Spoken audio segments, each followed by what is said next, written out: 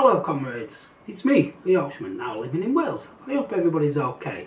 So today comrades, I'm going to talk about Gwynedd Council again, but we also end up having a bit of a dive into the Welsh Government. I asked a question via Freedom of Information request of Gwynedd Council. I said, so what do you do with all the carbon you've saved? Because in my last video, and from what I can tell, they love showing off how much carbon they've saved. So my question is to them is, once you've saved, what you're going to do with it? Their answer was they gave me, they said, information on the meaning and implication of saving carbon, as you can see, can be found here. Right. It then goes on, so I clicked on the website, and you can stop the slides as I go along because I don't want them to be up too long. And it says climate change explained. A quick look on there didn't tell me anything about what they do with save carbon. At that point I thought, well, how did Gwynedd Council get here? And from what I can tell, I couldn't really find any of the meeting notes on the council site, but Climate Emergency UK, there is no emergency, they actually put it up and said on the 8th of March 2019, Gwynedd Council did an emergency motion. And it was proposed by Catherine Wagger, seconded by Mike Stevens, saying that it needed a climate emergency. Everybody voted for that. Hands went up. They all voted for it. Right. Now, those two councillors have moved on from what I can tell. But the full council still went for it. So my next thing was, so what happened next? So at that point, I then found 8th of March 2022. And at that point, they then approved it and adopted it. So yep, so you can see here, that's what they did. So at that point I then thought, so what happened then? It brings us more up to date. And at this meeting here, 11th of Feb, number 1, 2025, two people, council, and I think she's a leader, Nia Jeffries, and the other bloke, chief exec, no doubt we're paying him a stack load of money.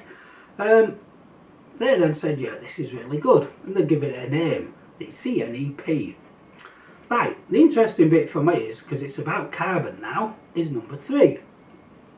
And it says, we need to collect data from the carbon derived from our procurement processes. Right, now what they go on to say is literally, because what we've now noticed is every time we do something, or we buy something in, it creates carbon.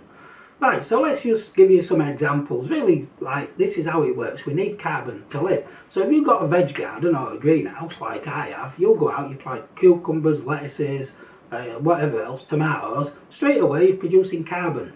Because each of those activities and the plant growing, ironically, creates carbon.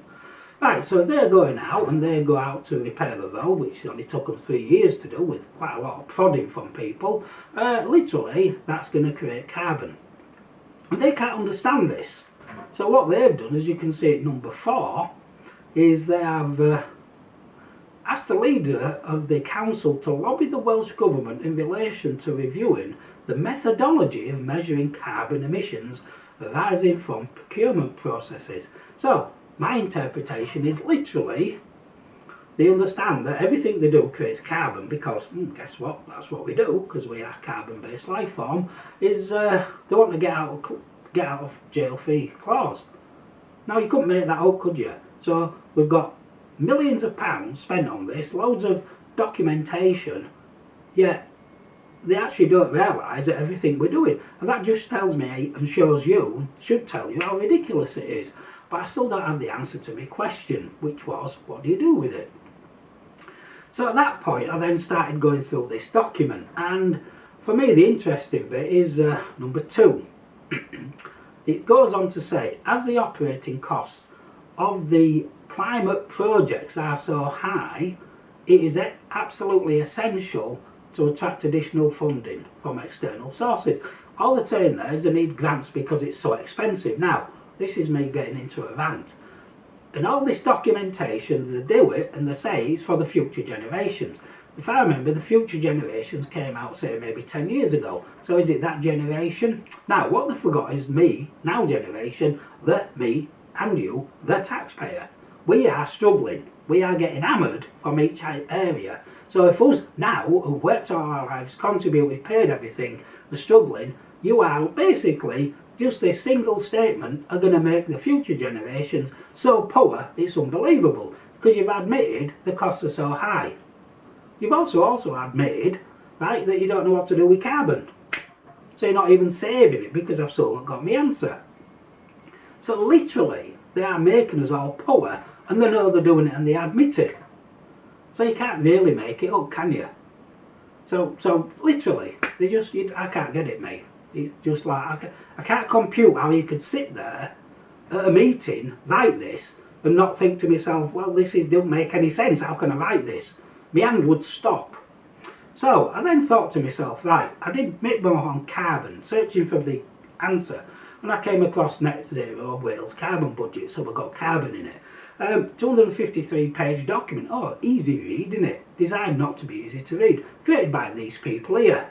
What did I find in here? Well, I found some very interesting, disturbing stuff. So, Welsh government, should I say, want to support a border carbon tax to incentivise greener production methods, providing it ensures fairness for workers in the UK and internationally. Now I have an issue with that already, because all the renewables and EV batteries are made, well documented, using child labour. But you're okay with that now, but you want to now in the future stop all that. Well, it's too late. It's happening now, so you're not interested in that. So it doesn't really make any sense, does it? Now, of course, this is a tax. So what does this actually mean for us? Well, basically it means that anything coming from a country like, say, which doesn't use renewable energy, so let's just say a developing country, now China's not developing, that's developed, any other countries who suddenly everybody moves the production to, but are still using fossil fuel to power their manufacturing productions and the rest of it, they're just going to put a tax on it, and who pays for that? Me? You? We all pay for that. Now, I would like to buy UK made products, but I've tried it once with a phone and it only lasted 12 months and it broke. We don't have any manufacturing capacity, so literally we're just going to get stung for tariffs and tariffs and tariffs and tariffs. Right? Why should we be stuck with that? The politicians have created this, but now they want to do a carbon tax. Now, the other bit, and I've left a link to a video that explains this video quite nicely about the thing about carbon credits, but also opens your eyes to sort of what I'm going to describe as a bit of a scam going on with the carbon thing as well, because already I feel as if there's a scam going on. Now, also in this same document, the Welsh Government one, it then goes on in their homes, so it's not us, it's in their homes, that's us. To improve decisions in energy efficiency. I'm a tight Yorkshireman, I know how to save money, thanks, I don't need some idiot telling me. Right. Generation and storing your own energy. When I bought this house up here, it's got solar panels. No battery though. I looked into getting a battery, tight Yorkshireman, I did the maths, it's not worth it. Now, why didn't you, when you're giving solar panels, give everybody a battery? Wonder why that is then. Right, and I do think it comes to this next bit. So, and it says, smart management measures. Now that's smart meters, isn't it? And then it goes on to say, these can be combined with purchasing more low carbon electricity and low carbon heating fuels and adopting low cost flexible time use of tariffs. Well, first off, where do I get all this renewable energy from? Because in Europe, right, and you should have seen it on the news, if not do a search, blackouts in Europe, and they were boasting not long ago, a couple of days before this happened, they were using all their power from renewable. Well, it's not worked out well, has it? There were chaos, and people are now on the world of social media blaming renewable energy, which I'd say is a good call personally. Now, the more scary bit, adopting low-cost flexible time use of tariffs.